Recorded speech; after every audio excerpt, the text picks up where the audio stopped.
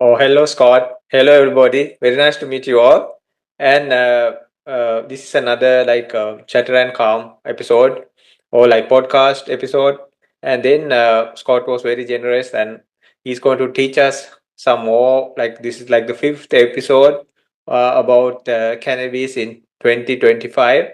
And actually, he's going to share with us like the history of this cannabis and humanity like in within the past or like let's ask him and within the 5000 years and then yeah Scott so Scott is like a mentor, a business coach, and he has been in this business field for a very long time, and he knows very well about this medicinal based cannabis, and he was in that business also and that field. So I'll hand it over to Scott. So Scott, thank you so much, and it's a great pleasure to always be with you here and have this podcast. So over to you, Scott. Hello, and thank you as usual, Sanji, for a glowing introduction. And as he said, thanks for joining us for another episode of Chatter and Calm, episode 5, in which we're talking about cannabis. As Sanji mentioned, we're going to take a dip back, going back about 5,000 years.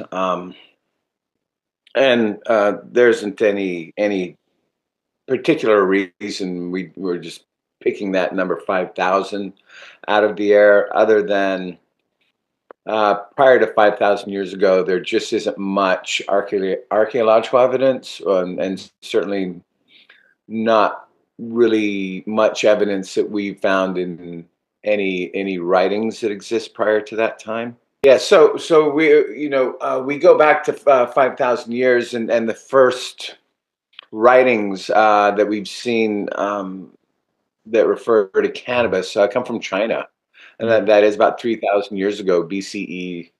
And in China, cannabis was referred to as ma, mhm, and it was used in traditional Chinese medicines. Um, and even in the earliest days of that time period, it was occasionally used in shamanistic rituals. In the shamanistic rituals, they were cannabis was used to create a broader spiritual or a health, broader spiritual vision that included health and a balance and connection to the cosmos. And then also, this time, which is about 3,000 BC, mm, is also at the time when Chinese Emperor Shen Nang mhm, alive. Shen Nang. It's ShenNong. Shen mhm, Nong. mhm. He was a cultural hero, Shen Nong, and he was an emperor, and he's considered the father of Chinese medicine. Have you heard of him, Sanchi? No, Shen no, Nong? no, No. not like that. No. Okay. Yeah, and you know, as with all great emperors, he discovered cannabis and its Mhm, culture, his not its medicinal properties, mhm. and you have to laugh if you can, because you can just visualize the emperor walking around the countryside, finding a plant and thinking, "Yes, we're going to work with this one now." Uh-huh. Um, at which that didn't happen. Certainly, villagers and Oh, just regular people were interacting with cannabis for years and years and yes. years and years, and then you have a couple people, they notice it, and then those traditions are passed down either written or orally, Uh-huh. and then you have the emperor come on the scene, and he tells someone else to document that. Uh-huh. I'm sounding a little bitter there, and I don't mean to be, but just attributing like the discovery of marijuana to an emperor sounds a little bit suspect to me. Mhm, mhm, But and as I was doing this research, and it's pretty simple research, really. You wonder how the plant became so dispersed throughout. I mean, it's literally cannabis grows throughout the world. You know, it's Mm-hmm. considered a weed, but also, they learn it's very fibrous, so it Mm-hmm. can be used in clothing. You can use it to make ropes and clothing and bags to carry everything in. Mm-hmm. Grains or yeah. I mean, it was typically used to carry grains, and Mm-hmm. also the hemp seed is a source of protein. It's a very, very good sense of Protein. sense source of protein. It has like the ideal kind of omega fats that are really, really needed in what would be considered a healthy Mm-hmm. diet today. But what I was thinking about when I was doing this research, Sanji, is Mm-hmm. um, they used hemp, which is a form of cannabis. Basically, it's just grown very long for Mm-hmm. that, so you can have these long, long reeds. So these, ropes thousands of years ago, because they were traveling by boat, and if you're Mm-hmm. traveling by boat, you're going to be sailing. If you're sailing, and even if you're not sailing, if you're rowing, whatever means you're using of propelling your boat, you're going to have ropes, right? So Mm-hmm.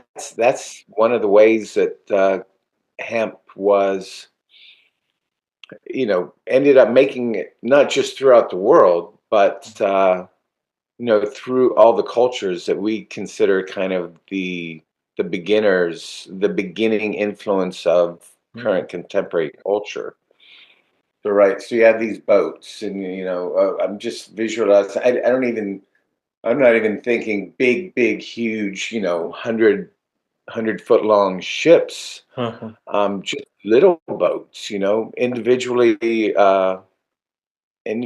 operated, by a peasant or a little fisherman and Mm-hmm. or trader, just and taking whether he's going along the coast or going through rivers, he'd have a lot of rope, and um, and that's the way because seeds are very prevalent with hemp, Uh-huh. and you can imagine that seeds either as whether it's a food source or whether it's just being used in manufacturing of the ropes, how that it's going to be used and spread, and virtually everyone along the trading routes is going to be exposed to it in some fashion. So it really is a substance that has been used, and not only used but shared interculturally for as long as written records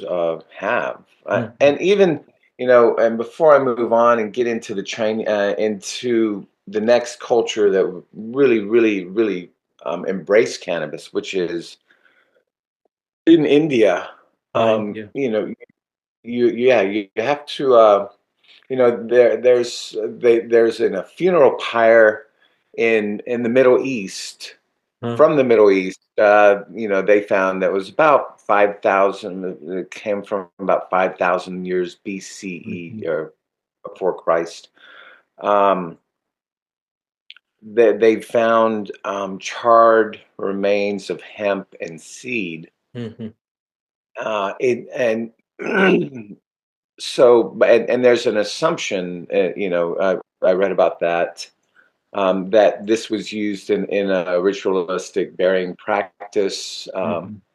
and that potentially the shamans or the religious leaders at that point might have used cannabis to go into a dreamlike enhanced state. Mm-hmm. But at the same time, I, I feel that might be speculative because again, hemp was used for everything. It was used for Mm-hmm. clothing, for food, for travel.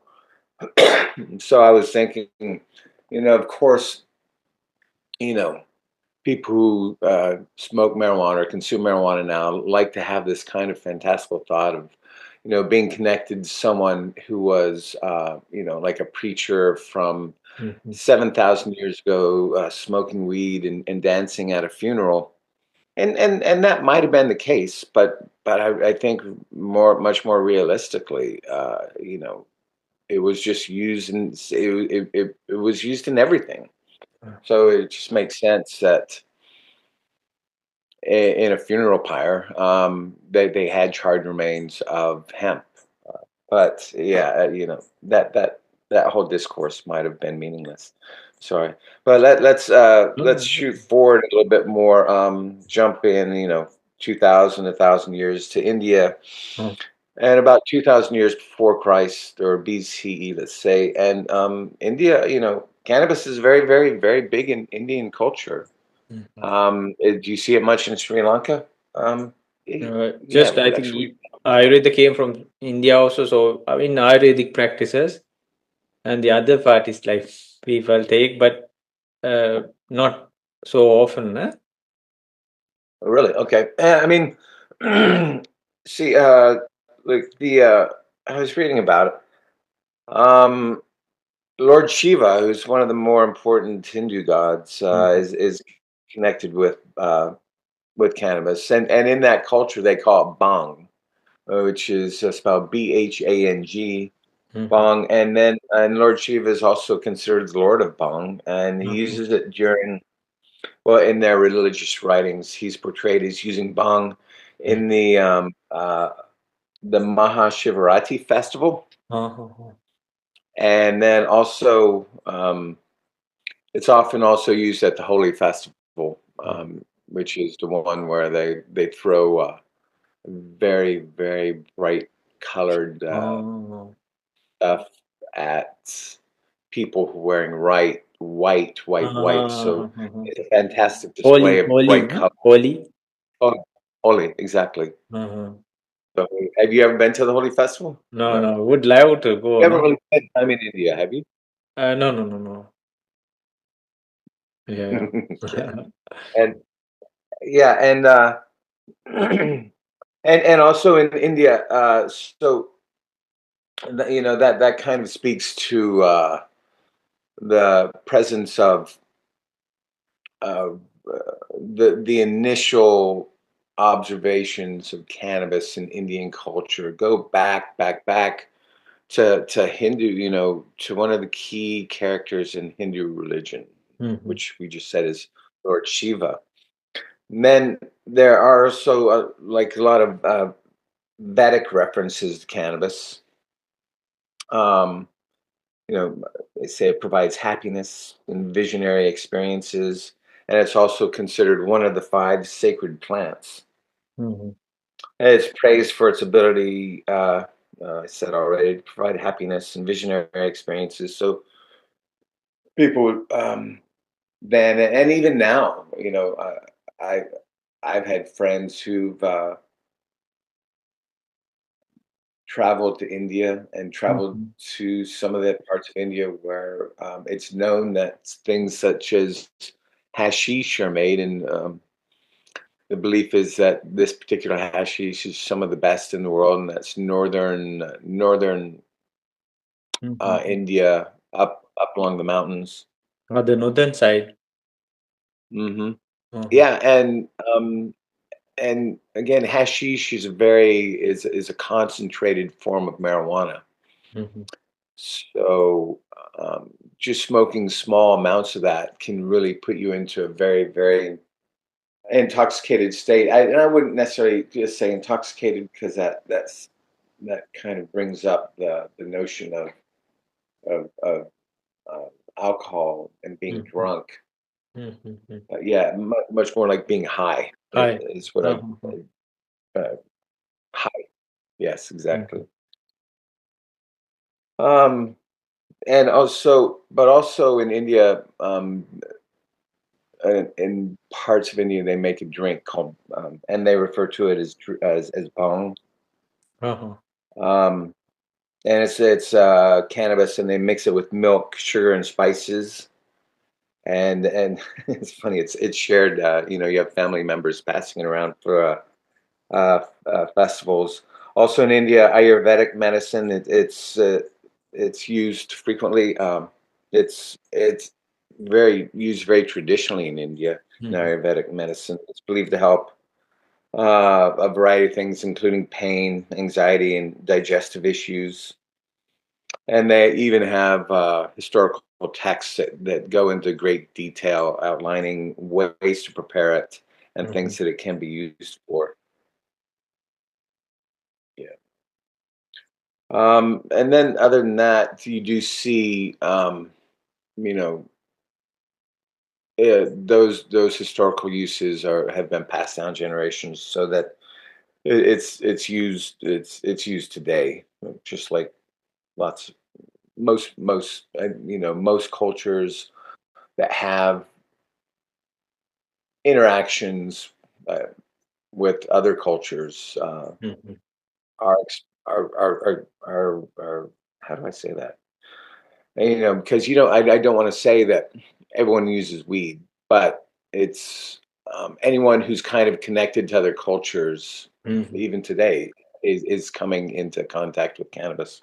And I guess part of the reason I'm struggling with that is I'm trying to imagine, because there are still communities that are not in contact, in the Amazon rainforest. Mhm. So I'm wondering, what their interaction with cannabis is, and where it's very strict. We're not supposed to have any contact with them. We want to leave them as pristine as possible. So I don't know, Mhm. but again, I wouldn't be surprised. Mhm.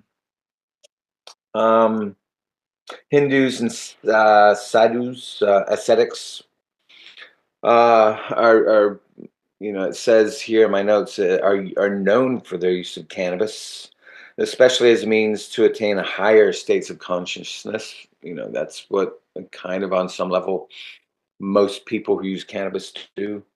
The reason most people use cannabis, and so it's part of their spiritual practices. They seek liberation and transcendental experiences, and that's true. You know, um, it makes sense. That and what I'm mentally ruminating through right now is just that, yeah, it makes absolute sense that the reason we use cannabis today, or most people use cannabis today, is the same reason people use it 4 or 5 thousand years ago, Mhm. especially in its shamanistic rituals. People just kind of want to change their mental state, and that's almost akin to uh, physically relocating yourself from one spot to another.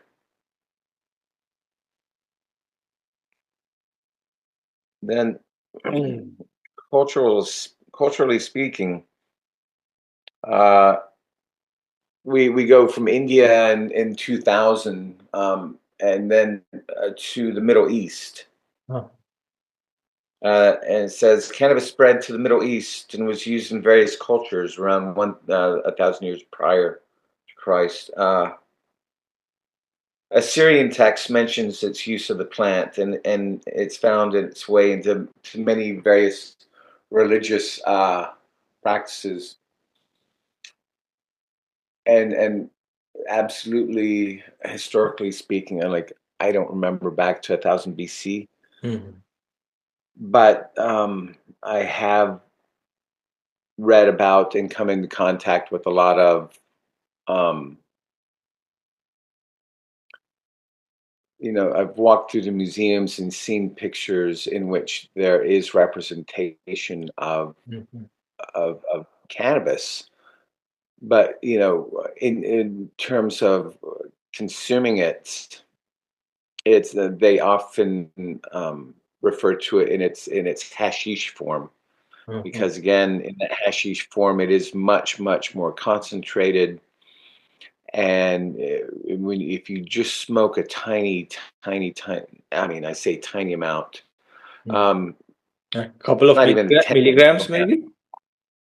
Yeah, a tenth of a gram, 10th of that.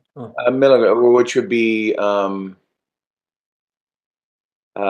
milligrams. 10 Yeah, milligrams. Uh-huh. yeah, So that's like two that's all you need. two teaspoons, like, right? Yep. Uh, Oh uh, no, no, no, not even. I'm saying yes. Like a gram of hashish is somewhat dense, so it uh, would fit in like a square or a ball of hashish that weighs a gram would completely fit in 1 teaspoon. You uh, know, uh, it's really a gram would only be about that big if uh, it's in round shape. uh, Hmm. And then so then we have this period in between the Assyrians and when Christ started poking his way around thing where that's when you see the Greeks and the Romans kind of becoming the uh, some of the cultures that we look to a lot that had a lot of influence in that time, at least for Western cultures. And both Greeks and Romans recognized cannabis for its medicinal benefits. There's a Greek physician named Dioscorides, and he was very aware and wrote about its use for pain and pain relieving properties. And the Romans used it to treat a variety of ailments. But and then both cultures, they say it was used in social and recreational texts.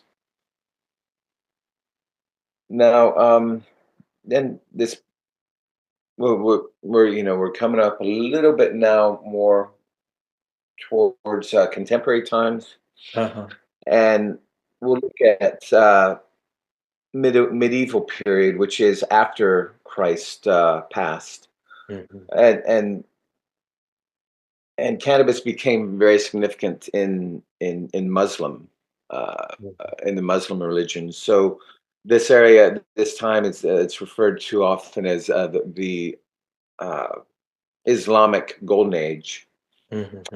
And cannabis was absolutely embraced in the modern in what which was at that time the modern Islamic world, and they also used it primarily as hashish. It became and it became very very important part of their culture. And again, as we're talking about this, you got to keep in mind that it wasn't just a matter of them transporting little bits of the way we associate cannabis, the way we associate with cannabis right now. It which is you didn't have guys with big burlap bags filled full of marijuana. Cannabis was used for everything. Again, it's in the ropes, it was in the clothes. God, it might have been in the sales. And so it wasn't just a matter of them just having this tiny little box for their medicinal and recreational uses. Cannabis and hemp were used in every part of life, every part. Then there's a very famous author from the Islamic Golden Age. His name is Omar Khayyam, and it is mentioned in his work frequently. Um, Although, at this time it's because it does have a big effect on people, especially if they start using it frequently. And as we talked last time, people can develop an addiction to it, and not everyone, but when we kind of established in our last podcast that um, when you're looking at people consuming higher concentrations of THC, then the likelihood of addiction becomes a little bit higher. So, in this early modern time um, of, of Muslim Islamic society, that's when you're seeing um, cannabis as a form of hashish become much more widespread. You're seeing a lot more people consume it. So just by the math, you're going to see a lot of addiction. And when you see addiction, typically that's seen as a negative thing. Addiction of anything, whether it's heroin or alcohol, is bad for society, because when you have addiction, you have people consuming the substance and not taking care of business and family and things like that. So in this early Islamic golden age, that's when you started seeing a desire to kind of say, whoa, don't smoke so much, or maybe trying to enact laws that were put in place Mhm. to prevent that kind of thing from happening, you know. Mhm. Um, so that brings us to what we call the early modern period and of cannabis, and that would be in Europe. Yeah. And so the time I just finished talking about, that was referred to as Islamic Golden Age. Mhm. That's typically about 800, 1400 BC, um, not BC, sorry, but modern times. Mhm. Then from there, we'll jump a couple hundred years to the early modern period of cannabis usage. Um, that would be roughly the years 1600 to 1900 in Europe. And there's not a lot there, really. It wasn't huge. The Europeans weren't using it a lot in recreational usage, but there is some writings of it as medicinal Mhm. properties, and and a lot of dictionaries or pharmacopoeias, they're called. There are references to cannabis being used for not dietary, but stomach ailments and pains, and also anxiety. Mhm. Um, but then, it was towards the end of that period of time that say the mid to late 1800s, that you kind of see cannabis seeping into common usage in Western culture. Mhm. Now, then that brings us up to contemporary times, which cannabis usage is um, really dominated by this kind of struggle, and that struggle, I think, largely came about because cannabis, again, cannabis was used for, hemp was used for everything, yeah, paper, building, Mhm. clothing, storage, rope making, and the and I've read this, and I don't know how true this is, but also in the United States, the United States was full on, at this time in, say, the late, early, mid 1800s, it was full on rush to settle the entire United States, and hemp was in huge use, but also they had all these trees in the U.S. Mhm. And I've read that um,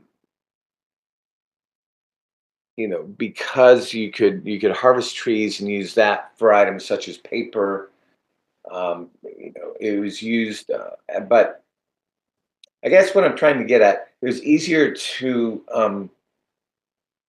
control Mhm. um, wood in the United States than cannabis. Uh-huh. And so you started seeing attempts to, um, by law, restrict the use of cannabis for things that wood can be used for in instead. and it's right about that time also is when because people from Europe really, white Anglo-Saxons, Germans, these cultures, the Irish, those early, the the early, and I shouldn't say early, but and I apologize. This is so clumpy and clunky, Mhm. but those early white settlers into the U.S. really didn't. They really didn't consume cannabis. The people who really consumed the most amount of cannabis in the early days of the United States were African Americans who'd come across as slaves and Mhm. Hispanics, Mhm. and primarily the Hispanic culture. I don't believe it was the Spanish from Spain that came up and settled mostly in Southern America, and then started not just Southern, South, and Central America. Um, but I believe it was also the Native Americans Mhm. who were consuming cannabis at that time. There really isn't any documentation. There's nothing there to suggest this. I mean, there are no writings.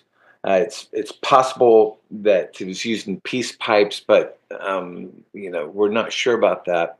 Mhm. But anyway, the time I'm trying to get to are the 1930s United States, because 1933, 1937 is when we started seeing big moves to criminalize the use of marijuana. Mhm. And it was, and that was, now, I mean, and now marijuana is still against the law in the United States. It is still considered a Schedule One substance. Mhm. And what that means is that in the eyes of the federal government, cannabis has no medical use whatsoever. Mhm.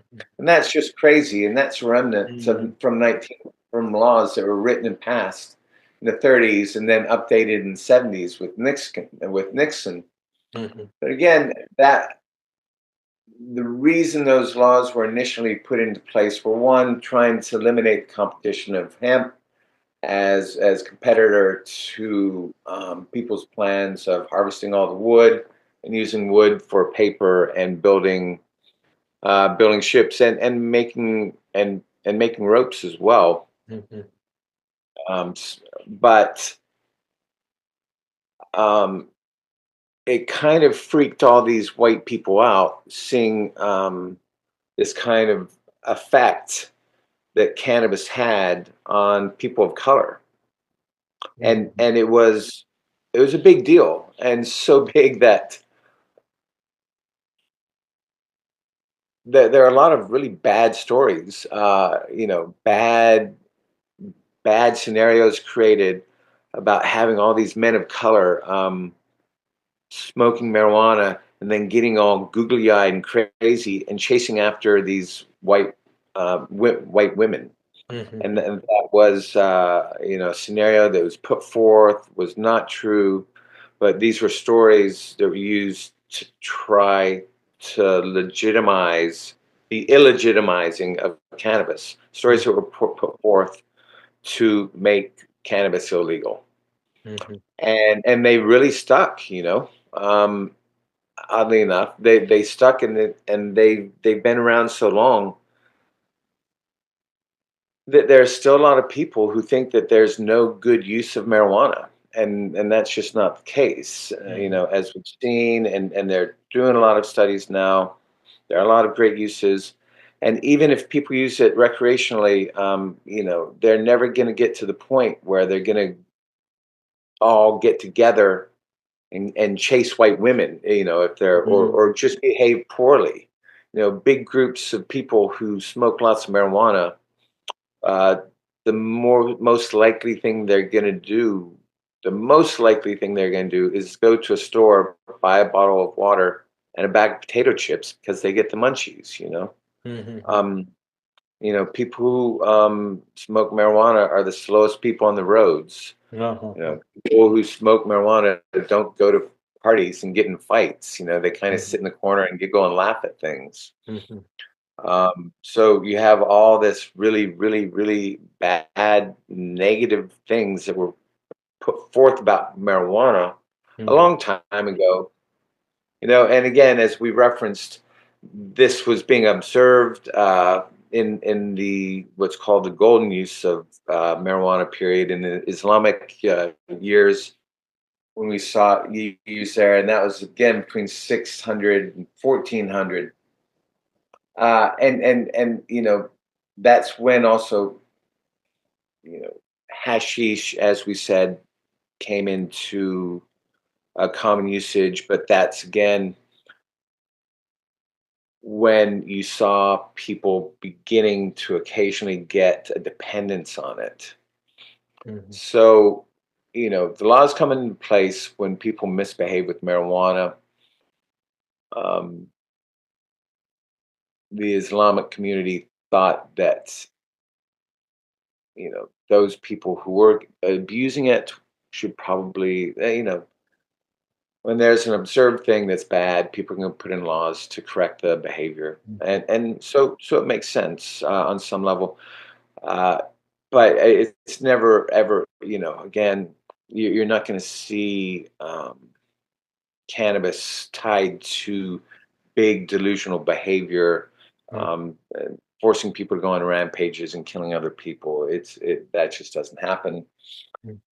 But it does, you know, to have it on such an extreme basis like it is in the United States, with it considered to not have any kind of medicinal use whatsoever, is wrong.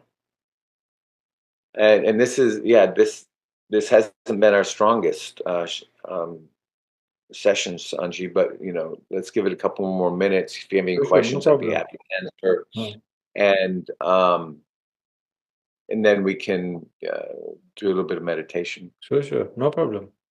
It's wonderful you share this, Scott, because nobody digs deep in, and then many things are hidden from society. So it's great Hmm. that you wanted, like, let's do another episode also.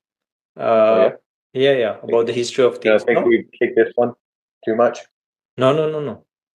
So Scott, just one thing, like, so if they made ropes and these kind of things with hemp, so they must have had like plantations that were like maybe acres, no? You need a lot, right? Clothing, Mm-hmm. then things like that, paper. Uh-huh. Yeah, yeah. No, they would have had to have fields upon fields, hundreds of acres. Yeah, yeah. You know, especially you know, once they started putting those big sailing ships out, and even yeah, the first ships out were sailing ships. Hmm. Uh, so you know, if you have, if you're going to need, say, 300 yards of rope Mm. for one ship, and you have 300 ships, Yeah. yeah, that's it's going to require tremendous amounts of hemp. In Mm. fact, when the United States was first being settled, it was in law. You know, farmers had to grow hemp. It was Uh-huh. mandatory. Mandatory. Hmm. It was mandatory. Yeah, but Mhm. also, you know, the country that ended up having the strongest presence in the new United States were the English, right? Mhm. And the English are on an island. So they're going to have ships, and they're going to have lots of ships and Um, lots of boats, so that they're going to need rope. Mhm. They're going to need lots of rope. So mhm. everyone, you know, in the colonies and at the beginning, you had to grow it. Mhm. Mhm. Mhm. Okay. And then, you know, in that odd way, you can kind of mentally imagine that progression, right?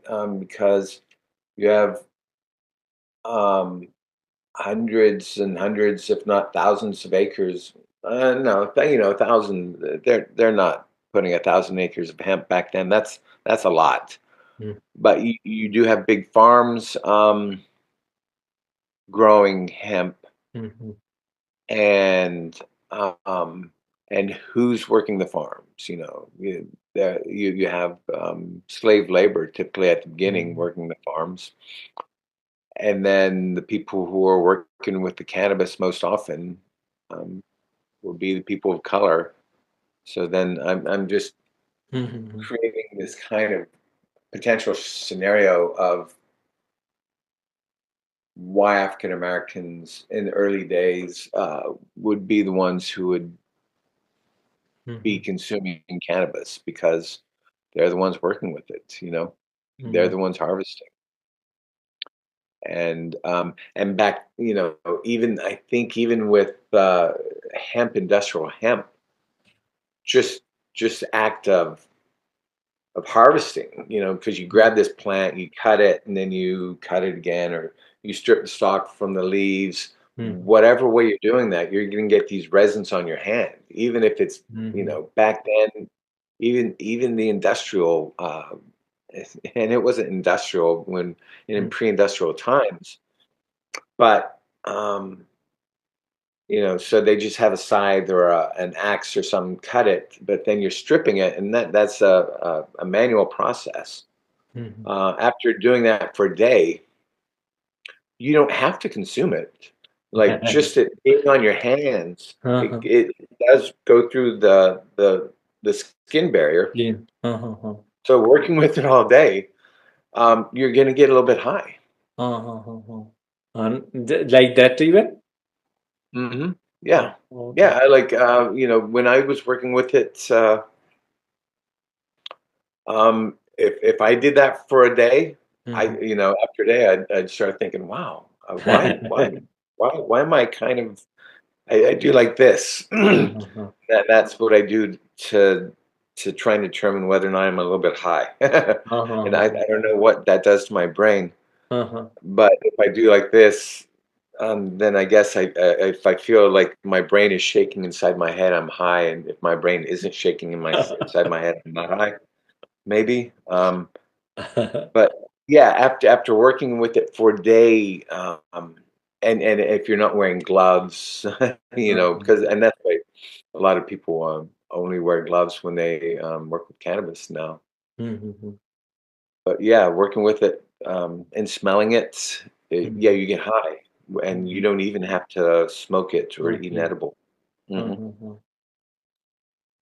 So now, we just determined how it was African Americans Mhm. were perceived as being the first people in the New World who consumed cannabis. Mhm. And that's not entirely true, but it might be the case. Mhm.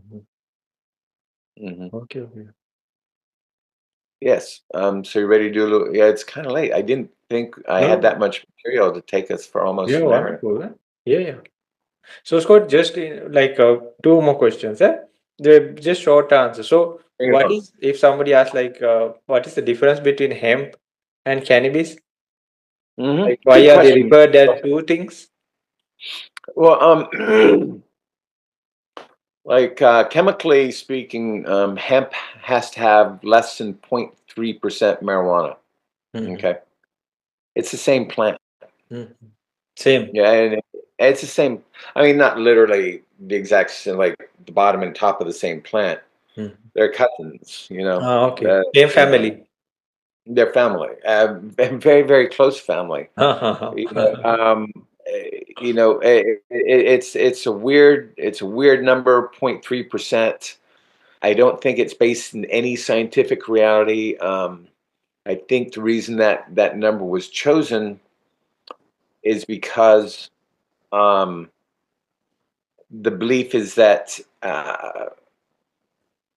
material from a plant that has 0.3% THC or less cannot make you high. Okay, Mhm. I think that's the only reason for that criteria. Like 0.3% is the level at which you cannot get high if you smoke that material. Mhm. Anyway, um, and then now, see, also, and I do feel that hemp slash cannabis is the most hybridized plant in the world, Mhm. that we've ever dealt with, because not only is people, you know, people try and change. They try and come up with new strains, right? So you take a female plant, and you take a male plant, and you kind of mix them together Mm, and make them do their thing, and mm, then you'll have feminized seeds. mm, But what people do is they try and genetically modify the things so that right now people on the recreational side want cannabis that is very, very, very high in THC, mm, but on the industrial side, people want hemp, which is very, very, very low in THC. So okay. that's one of the things they're trying to engineer out. In recreational, they want more. Mm, Um, Hemp, they want less, but also you want the longer fibers. mm, So on hemp, it's going to be longer plants, very tall plants with fewer flowers and typically more leaves. mm, mm, Whereas on the recreational side, you're going to have plants. Well, sometimes they get really, really tall too, mm, but those plants are bred to have bigger flowers because the flowers are the buds, and those are the things that people harvest to consume. mm, Okay. So the difference really is primarily that level 0.3% THC. mm, Below that, you have hemp. Above that, it's considered cannabis. mm. That's so bizarre. Huh? Okay, okay. Uh-huh. Mhm. And that was one question, or was that two questions? Yeah, one question, and then yeah, you explain this just like to more clarify, like this Mm. TAC is the one like that defines like the medicinal uh cannabis, as well as like the what you call like if person is just for what was the name or term you used, like Adult use or recreational? yeah, like just for like fun or like or get feel some pleasant sensation, no? Mhm. Yeah. Well, that's interesting. THC, and let's give it the full name. It's delta 9 tetrahydrocannabinol, Mm-hmm. is what THC stands for. Mm-hmm. And THC is the only cannabinoid, and cannabinoids are compounds that the marijuana plant produces either in either form, whether it's hemp or cannabis. Okay. Mm-hmm. And um, THC, I mean, I've read that, they've identified 62 of these substances, Sanji, but Mm-hmm. now I'm hearing that there are more than 100. But THC is the only one that is considered psychoactive. Okay. Mm-hmm. Whereas all the others are not perceived as psychoactive, Mm-hmm. but I wouldn't say that they all don't have an effect on you in some way, shape, or form. It's just that label of psychoactivity, Mm-hmm. and you know, I want to, because that's one of those words that is used a lot, Uh-huh. and I just want to read a. Sorry, I want to read Sure, sure. a definition because people use the word a lot, and I'm sure they use it wrong. Mm-hmm. Oh, it's such a simple definition. Mm-hmm. Affecting the mind, psychoactive, Mm-hmm. affects the mind. That's a little bit too simplistic. So yeah, so THC. Your question was, is THC the substance I think that is perceived as The, being medicinal? uh, Again, I think almost all of those cannabinoids that I referred to, like THC is one everyone knows the most. The next one everyone knows after that is called CBD. mm-hmm. Uh, um, Now, again, THC is the only one that is labeled as psychoactive, which means affects the mind.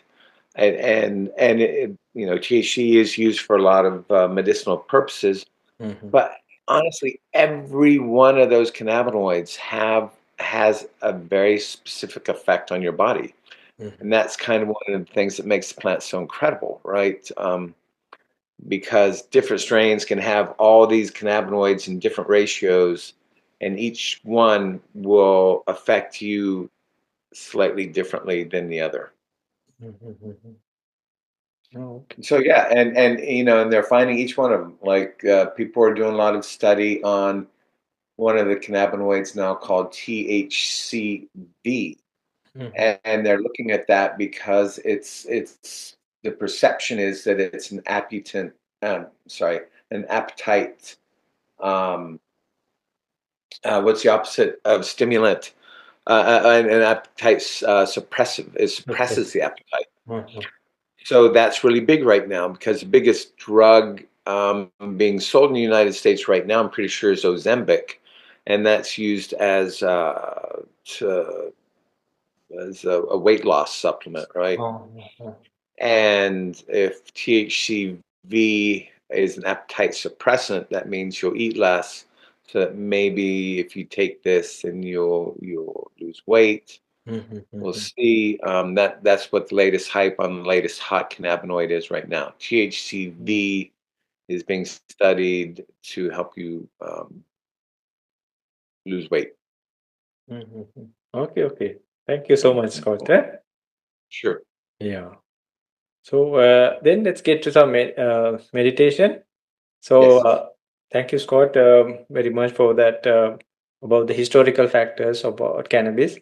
So On every rambling discourse on the history of cannabis. Yeah. yeah, so and then we have like a collection of these now, so anybody can see it's like whole, and it's in the topic of cannabis also now in the Mm, playlist. So anybody can just go through all that. So I want to just categorize it, no, all these mm. topics. So then it's easy, then why if a person goes to Yes. the specific playlist, they can watch all these episodes. They don't have to search for them, no. So Okay. Yeah. yeah. So then let's get into some meditation. So, Okay. Scott, you ready? I'm ready. Okay. Then please sit down. If you want, you can sit down, get up and sit down again if you like. Stretch out. Yes. I look. Yeah, or have some water or some. It's morning time for you, some coffee or something if you like.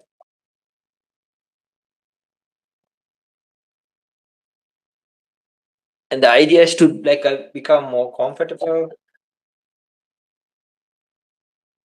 Mhm.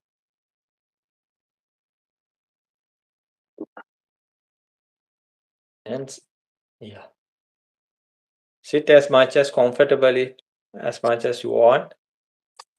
And you can do this in all four postures actually, even when you're going to bed and sleeping or want to sleep even. There's a lot of influence in the body as well as the mind, and even the effect that happens, like the new molecules or the particles start changing accordingly. So, what we'll do is we'll use the breath. Just move your body first and then try to loosen up your head, the neck, the shoulders, even the elbows. If you want, shake the hands if needed, and just see whether you are comfortable and stable. So then, what happens is the excess weight that goes into different directions is centered, and it makes it more comfortable. Then we use the breath for relaxation. So think of a time a person is running, or you ran, or at some point, and then the thing is like we feel tired, that our breathing is super fast, but there's like intentional breaths we take, and then it slows down actually. The heat of the body, the heartbeat, even the vibrations, everything is slows down. So here we are not running or doing anything like that. So what if you take some intentional breaths, we can slow down the process. So take a few deep breaths. Today we'll try to incorporate the breath, especially the exhaust or exhale, with relaxation of body parts. But first, take a few deep, like a deep breath with the nostrils, Keep it in the chest region and then slowly exhale. Sorry, yeah, exhale from the mouth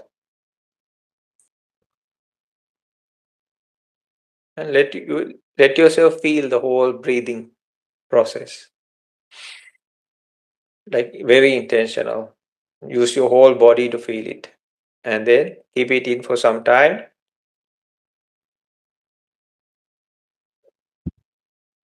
and let go.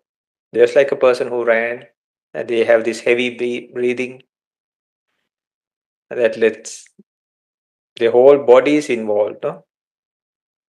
Even ours. One more time, take a deep, deep breath. Keep it inside your body and then slowly let go as if you were releasing, as if your body was a bag and you are emptying that bag.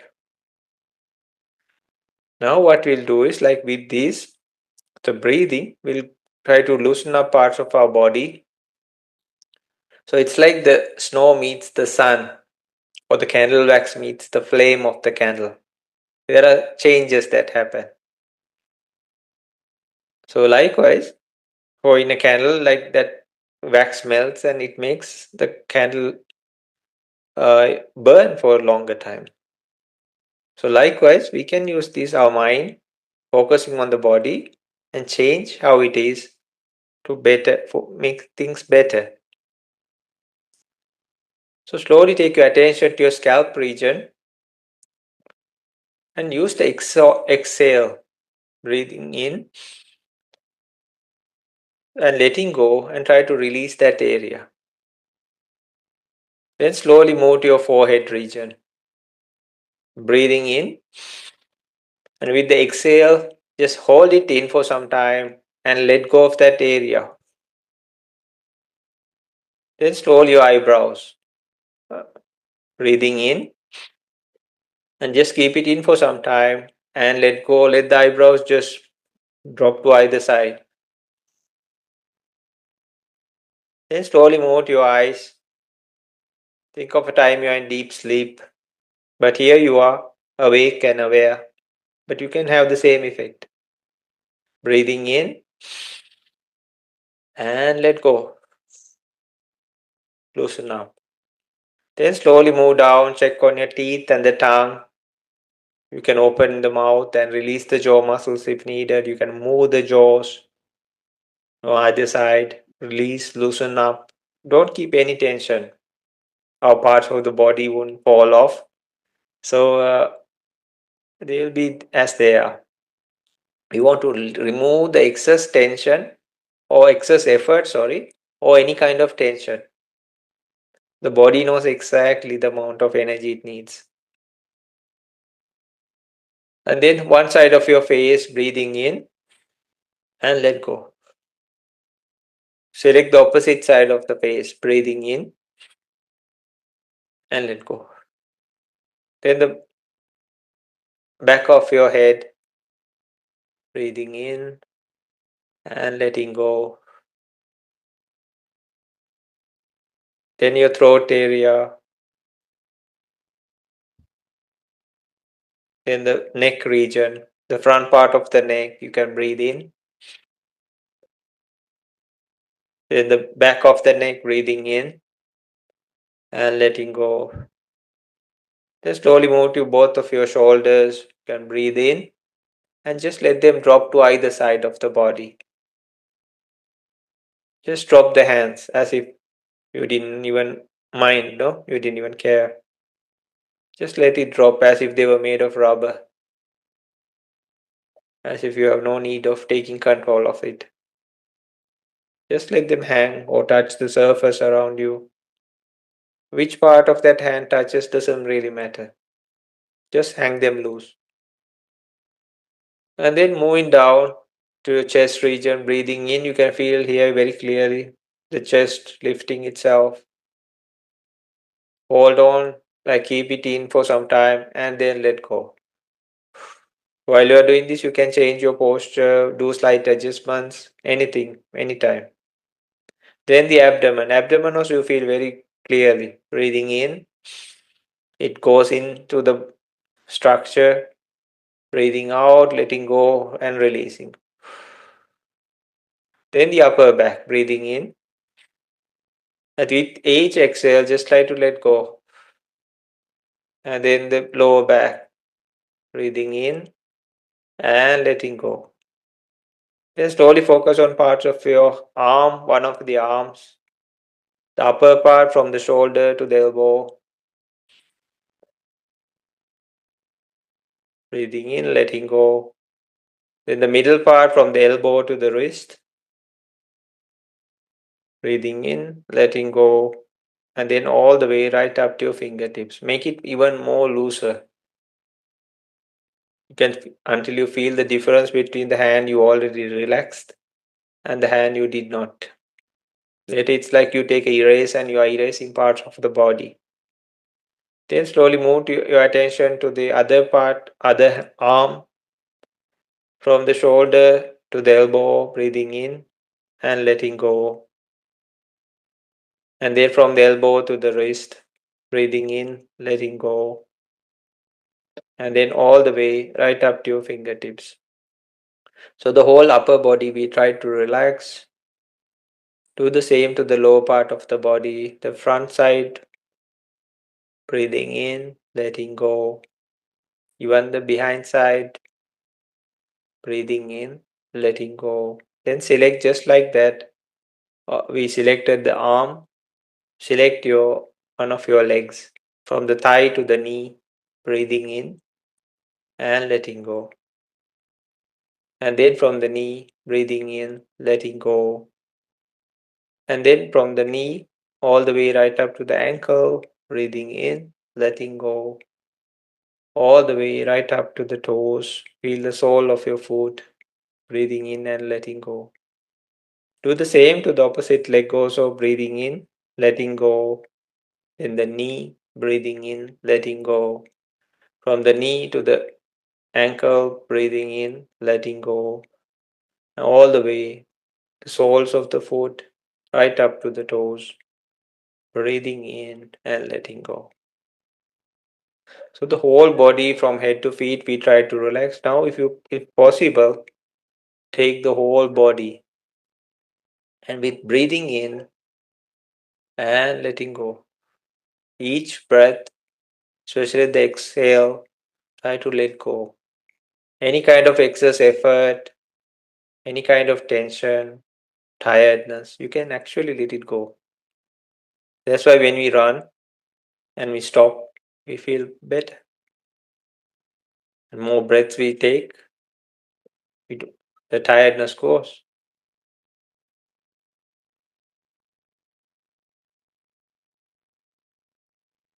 Make the connection with the whole body. Now what we'll do is slowly move your attention to your heart region. Just be there for some time without doing anything at all. Just to get the feeling of how it is, the experience of the present moment. Maybe you will feel your heartbeat, but it doesn't matter. We are not controlling it. Let it happen. It will also always give you the message that you are in the present moment.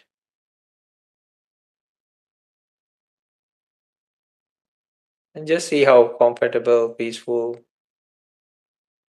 tranquil it is to be in the present moment, keeping the past aside, the future aside. But this is actually what happens all the time.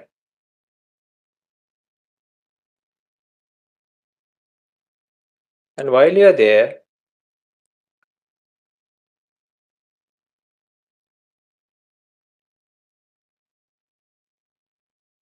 you can try some practices. Let's start with loving kindness meditation. Somebody who likes, they can do that 5 parts of the body: body hair, nails, teeth, skin. We were having a discussion with some another group and we were talking about the hindrances that trouble our practice. So one is our the greedy side, one is our anger side, one is our ignorant side. So to counter them, that's why we use practices like that five body part, and then loving kindness to counter the anger side, and breathing meditation to counter the ignorant side.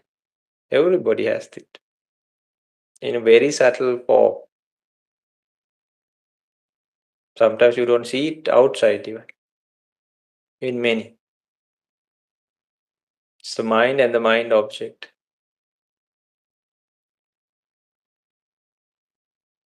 So since we know, you can slowly place your hands any way you like, bring it gently and place it. Some people like to place it on their lap, some people like to place it maybe on their kneecaps and just rest it on the thighs, any way you like.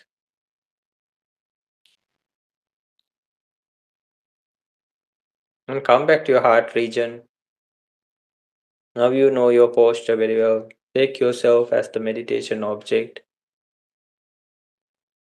and just think, may I be free from anger or anything that's disturbing you. May I be free from mental pain. May I be free from physical pain. May I live happily and peacefully. Can use for the first one, you can use any term because they are all related to anger. That's why we feel tired, we feel stressed, frustrated, agitated, anxiety, depression, anything. Even with the climate, something that's happening around you, or the country, or the world.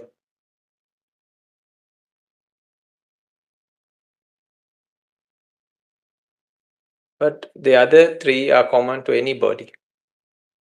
Be free from mental pain, be from physical pain, live happily and peacefully. Now take some person who is still alive and you have a lot of admiration, like and you have a lot of respect to this person. Maybe you have never met in your entire life, never spoken, but doesn't matter. You want somebody whom you have lots and lots of respect. Think of this person. This person should be alive. Usually a male is asked to take a male and a female is asked to take a female as the meditation object when they're practicing on an external person. And then think, may this person be free from anger, may this person be free from mental pain, may this person be free from physical pain. So we do a couple of times for ourselves, even more, and then we focus on this person and do this meditation.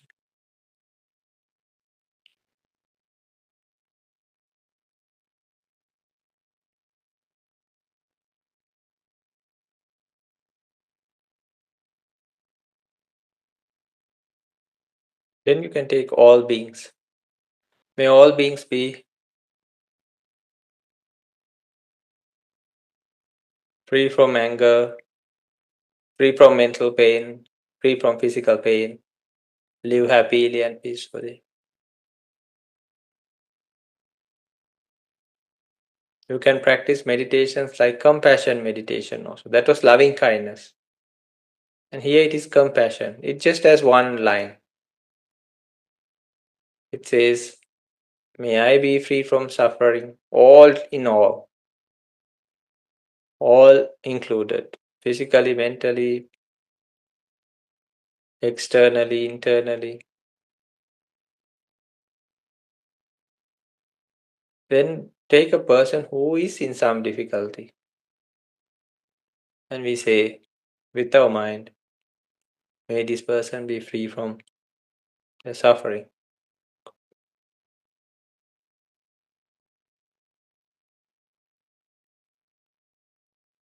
And let us go to our breath. So we make the stage or the platform through these practices, the five parts of the body, and then we can use loving kindness meditation, and there's now compassion meditation. And on top of that, what we do is we bring a thing like the breath meditation, which keeps the mind sharp, focused, as well as it builds the energy of the mind.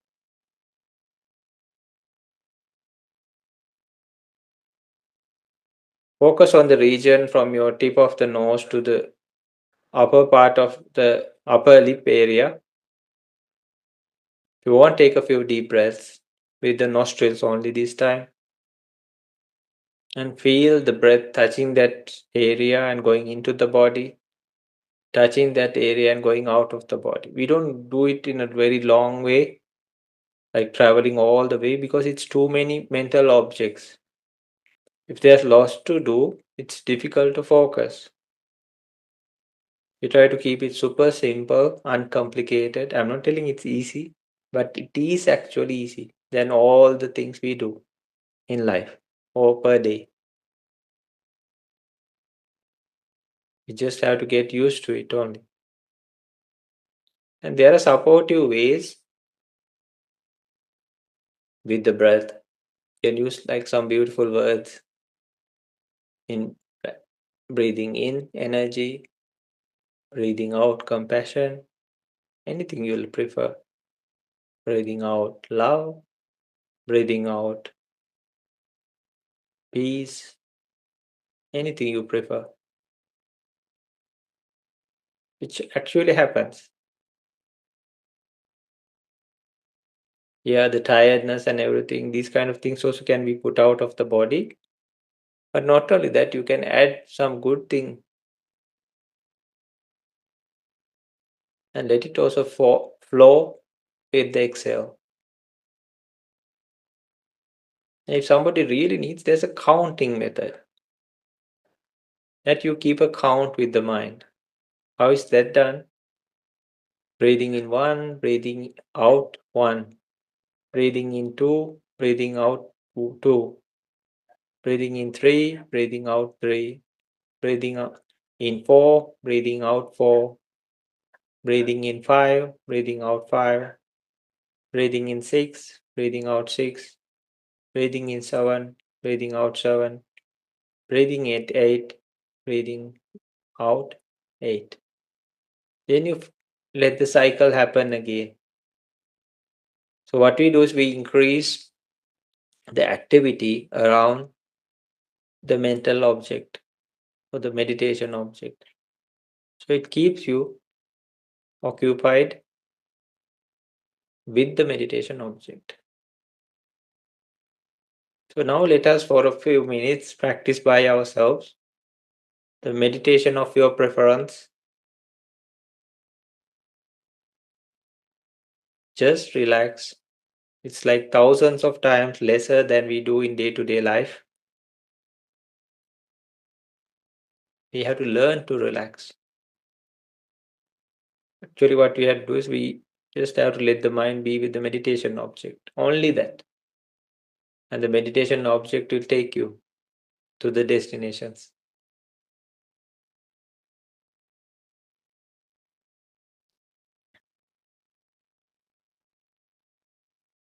Let us practice by ourselves for a short time.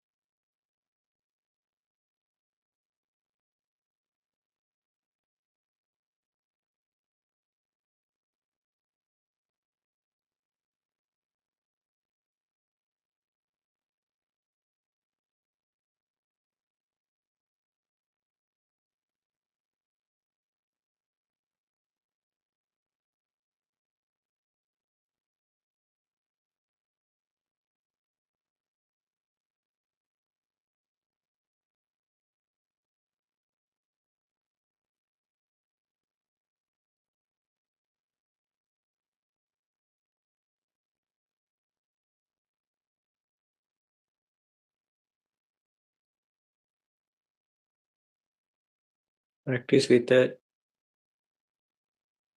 relaxed but awake and sharp mind.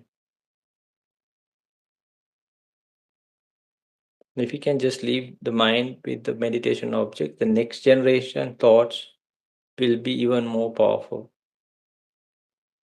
The next wave will be even more powerful. Just like the opposite side. But this is really calming, soothing. The other side is like really becoming, it becomes more rougher and tougher. Or sometimes pain.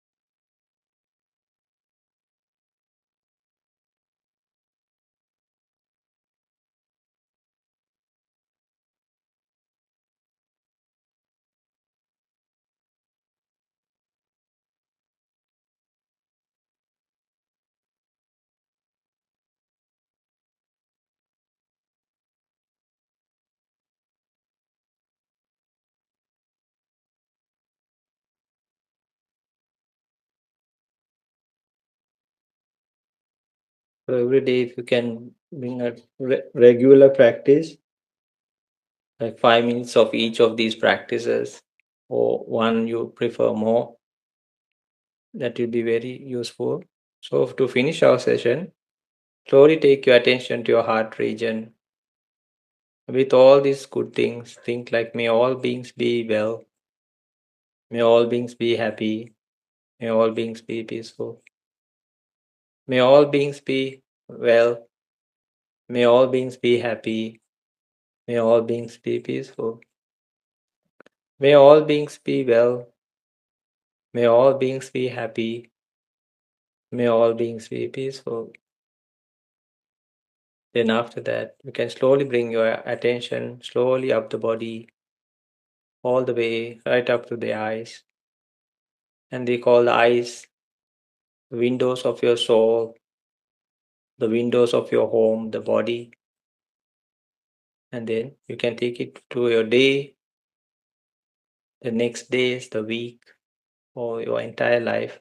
This light, the energy, and everything, the positive factors of this.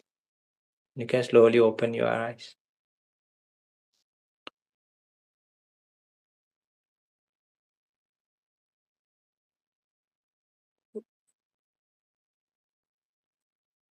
And if Scott, like you are interested and you practice, you can take one and increase that time. The idea is that with one, these are all like highways, and you can suddenly jump from one highway to the other if you really want to get to some end, right? Okay. So likewise, this all travels a long way. But this is Mm. like for us to get the introduction about this, and then later we can discuss also, and you can go along one specific one. Mm-hmm. And you can use these others as the supporting factors to ease things up or neutralize the things, balance All things, right. and then you can use that. On top of that, you use your main meditation. In ancient times, it's called Mula Karma Sthana. Karma is sthana. So, yeah, like karma is action, sthana Mm. is a place. So, we are building or we are making a space for action. It makes sense, right? Yes. Uh, And what's the word? karma, Mulastana? karma, Karma? sthana. Karma, sthana. Karmastan. Sthana is place. Karma is action. Okay. And definitely there's wholesome karma that is generated also. But Mm-hmm. yeah, because our actions are sometimes the mind is full, no, or the wandering mind. So intentionally we are letting a space for action to happen. Okay. Uh, And we discuss in another discussion also, like it's the same way the mind acts, but when Mm. it's divert to a different direction, for example, like you hear a sound outside, oh, you don't know, you just hear something, and you think like maybe it's a sound, and then the next wave says like, okay, I think it's a sound. Then you say like, oh, I think it's an animal, or could it be a branch? And the next wave say, oh, it seems like an animal. So more you get identify, it gets, and maybe you think like, oh, it's some big animal or a monkey. Then you can say even like if it's the big leader monkey even, because according to the weight, right? If it's a little sound or maybe a little baby monkey. But here, Okay. like, oh, if they shake the roof, you know it's the leader who's like showing his power. And then you can have Mm. anger even. Oh, damn, this monkey is trying to break our roof. Oh, yeah. So it can happen. This is just example. But you see, like outward things, it makes things more unpleasant even, and sometimes rough and tough, no, difficult. Yeah. But here, what happens is the next wave, same process, but we are diverting into another direction with a wholesome object. Actually, not even a direction. We are using another object. That the sound was the object. Oh, but here we didn't know. Maybe it was never a monkey, even no. But we can Okay. go on and on. But here, what Mm. we are doing a specific object, the next wave, and we are trying to use it, try to use the same kind of object again and again. Then what? When you let it rest, the next wave will be more powerful about it. But this power is not like that other side we were talking of. Other side, it can be anger and come on, like I cannot meditate or they're trying to break the roof, like that. But here, what happens because that object has very nice qualities within it, then what happens? It releases like calmness, uh, sense of peace, Mm. tranquility, because these are embedded in those objects. Okay, then. Yes. Yes. Then Scott, thank you so much. It was so wonderful you discussing about this and or actually teaching us and about Yes. and this will be like in a lineup as I mentioned.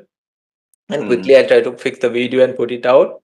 And then we have like a whole lineup of like 5 episodes of about cannabis. So anybody who wants to get a proper knowledge, they can and listen to them and see. And Scott, you shared like decades of your experience through this.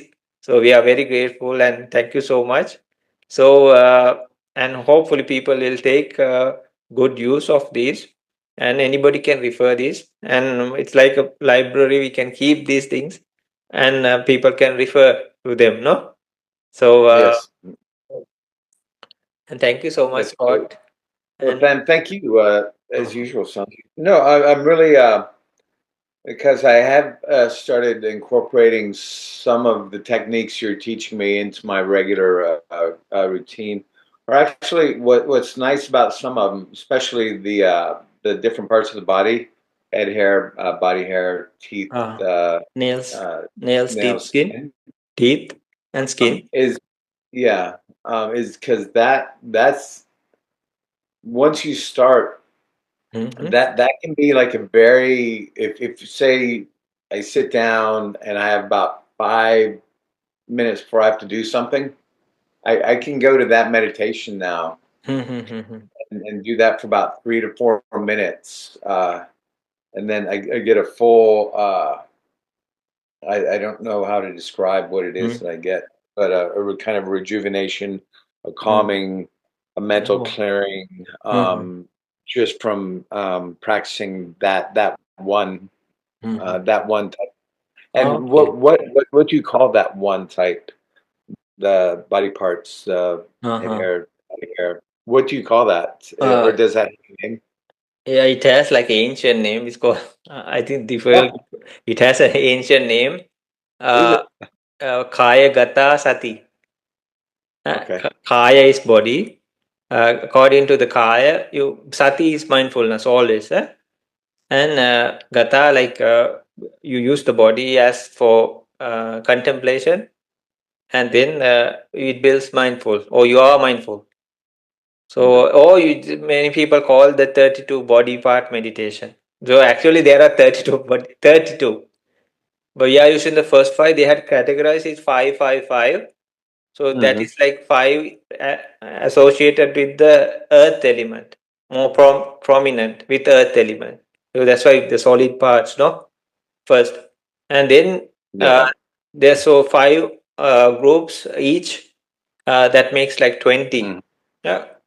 Five groups of four groups of five, sorry. Huh? Five. Yeah, Okay. that makes Yeah. 20. And then there's like more liquid parts, Mm-hmm. the sweat, the blood, and these kind of things. So they are categorized into two groups of six each. That Okay. makes 16, and 12, and then 20 plus uh, 12 is 32. Great. And then Wow. later in the intermediate state, they add like so that is with water element. Uh, And then later, like in intermediate level, they make it 42, adding like four types of fire element, mm-hmm. uh, and then six type of breath or air element. Sorry. So this breathing is one.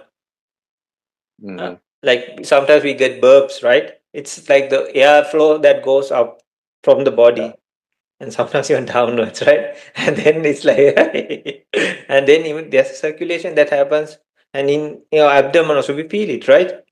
Uh, Mm-hmm. Sometimes when you're hungry, Yeah. it starts like growling and all, no?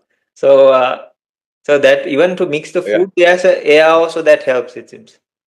So these all together makes a group of Okay. six, and combined with the fire elements, that's four. That makes another 10. Mm-hmm. So that's later. But this is initially called 32 body parts meditation. But we are doing the first five of that 32 body part meditation. All right. Okay. 32. Yeah, and it's a Uh, great one. I can Yeah. send you the whole lineup just for you to have a glance at it. And Sure. yeah, yeah, just and this can take you like it's not to feel disgusted or anything like that. Eh? Mm-hmm. The idea and that can bring you to like first jhana even, like deep concentration. All these were Yeah. done very specifically and out of great purpose, not just Okay. randomly. They knew from ancient times what it Mm-hmm. could reach, what was the purpose, everything. Yeah. Yeah, yeah. Oh, that's funny because I guess they'd think, well, how about the knuckle? They're like, and Huh? then they focus on. They're like, no, no, not the knuckle, the nail. Okay, the Uh-huh. nail.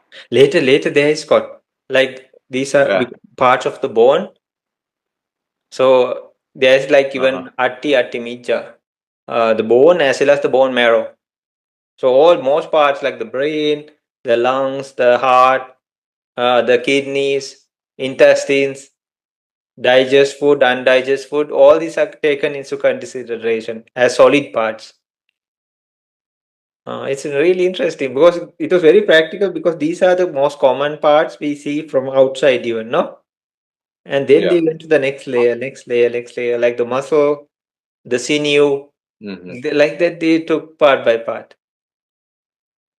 Yeah, yeah. Okay. Even little things like the spleen is Wow. taken,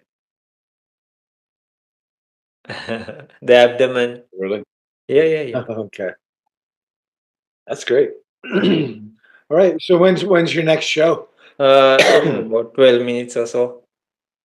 Mm, Then, you better Scott, you go. have a wonderful day. Yeah? Thank you so much again. And Thank you. Thank you hopefully, very much. sure. Have a great day.